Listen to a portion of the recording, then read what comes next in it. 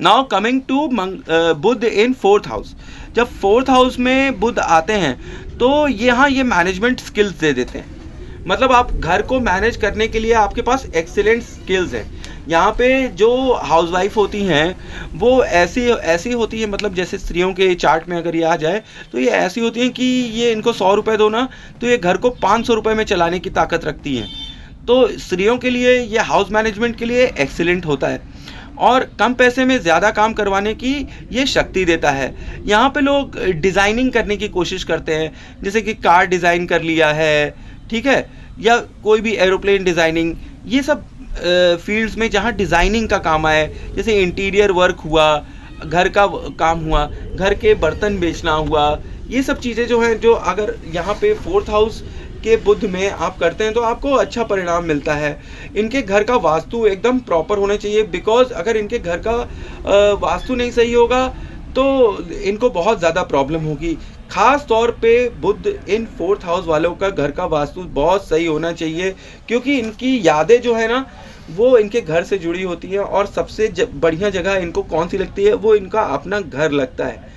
और गुरु अगर 9th house में आ जाए तब ये फिर एक राजयोग बना देता है स्टडीज़ के लिए और पॉलिटिक्स के लिए एक अच्छा संबंध दे देता है। चंद्र 6th हाउस में हो तो बुध अगर 3rd हाउस में हो तो माँ की सेहत को बहुत ही डेंजर दे देता है, उनकी तबीयत ख़राब होने लगती है। और 4th हाउस के लिए एडवाइस ये है कि जब भी आपके 6th हाउस में चंद्रमा हो तो आप चंद्रमा के उपाय करें, क्योंकि फिर आपके घर में आपकी माता की और आपके परिवार वालों की भी हानि हो सकती है। और अगर यहाँ पे आप एक बात समझिए कि बुध जो है केतु से संबंध बना लेता है तो यहाँ पर उसको गलत एडवाइस देने वाले लोग बहुत होते हैं, जो कि उसको गलत एडवाइस देकर रास्ता भटका देते हैं। तो बुध केतु जहाँ पर भी आपको दिखाई पड़े तो आप समझ लीजिए कि कोई ना कोई आपको गलत एडवाइस दे रहा है। अब coming up to Budh in 5th house. 5th house में जब यह आता है तो यहाँ पे आपकी स्पीच को एक्सीलेंट कर देता है, कम्युनिकेशन स्किल को फिर ये एक्सीलेंट कर देता है। मैंने आपको बताया कि सूर्य के साथ बुध का संबंध होते ही राजयोग बनता है। अब ये सूर्य के घर में बुध खुद ही आ गया है तो यहाँ पे आपकी स्पीच को एक्सीलेंट कर देगा।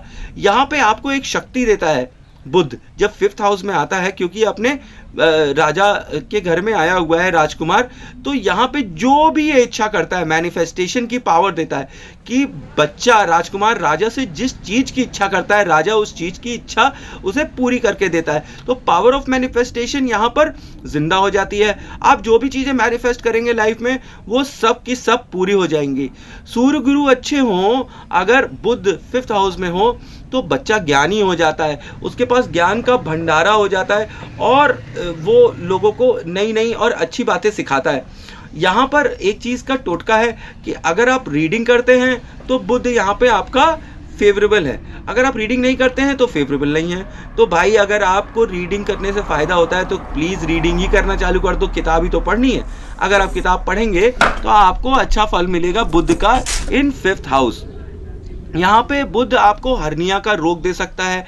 और यहाँ पर आपको बुध के बारे में एक बात जान लेनी चाहिए कि जिसके भी 5th हाउस में बुध हैं उन्हें घर का खाना खाना चाहिए। अगर वो घर का खाना खाएंगे तो उनको बहुत ही ज़्यादा फल मिलेगा अच्छा।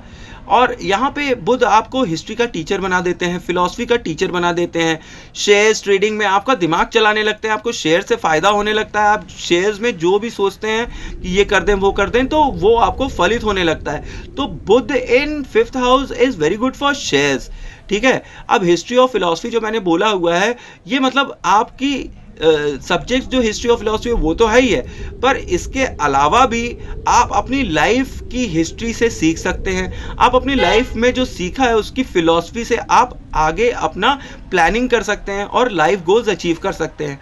यहाँ पे ऑर्फनेज में पढ़ाई करवाना बहुत ही अच्छा होता है। आप ऑर्फनेज में जाएं और वहाँ बच्चों को पढ़ाएं लिखाएं तो it's very good for 5th house में जिनका बुध है। Now coming to 6th house. 6th house में जब बुध होते हैं तो ऑफिस पॉलिटिक्स में ये लोग बहुत ही एक्सीलेंट होते हैं। ये लोग बॉस के पेट होते हैं, स्पीच से ही शत्रु बना देंगे अपने और स्पीच से ही शत्रु को शांत भी कर देंगे। और इनका जो मामा होता है वो फेमस होता है, चाहे उसका नाम हो चाहे बदनाम हो, चाहे वो किसी भी वजह से लोग उसको बहुत जानते हैं, यहाँ पे जनरली देखा गया है। और अगर यहाँ पर आपकी चार्ट में जब गुरु वीक हो और बुध इन 6th हाउस आए तो ये लोग लोन डिफॉल्टर भी हो सकते हैं, इन्हें लोन वोन नहीं लेना चाहिए। ये लोग टोपीबाज होते हैं, इसकी टोपी उसके सर, उसकी टोपी इसके सर, यहाँ से वहाँ करते रहते हैं और इस काम धंधे में ये कुछ कमा तो लेते हैं, पर जहाँ ये डिफ़ॉल्ट बनते हैं तब ये फिर प्रॉब्लम में आ जाते हैं। ठीक है, और यहाँ पर बुध आने से एक राजयोग क्रिएट होता है कि मतलब बुध क्योंकि शत्रुओं को अपनी वाणी से ही मार देता है, तो इसलिए ये राजयोग होता है कि आपके जो भी ओपोनेंट्स होंगे, जो भी कॉम्पिटिटर्स होंगे, वो आपकी वाणी से ही फ्लैट हो जाएंगे। अच्छा, लग्न में अगर गुरु और शनि हो और अगर आपके 6th हाउस में बुध हो तो अगेन ये एक राजयोग कहलाएगा। और शनि अगर 9 और 11 में हो तो ऐसे जातक की पत्नी जो है किसी पैसे वाले घर की हो सकती है, बहुत विदुषी हो सकती है, और अगर नहीं भी है तो उसके घर में आने से पैसा और बरकत आने लगेगी।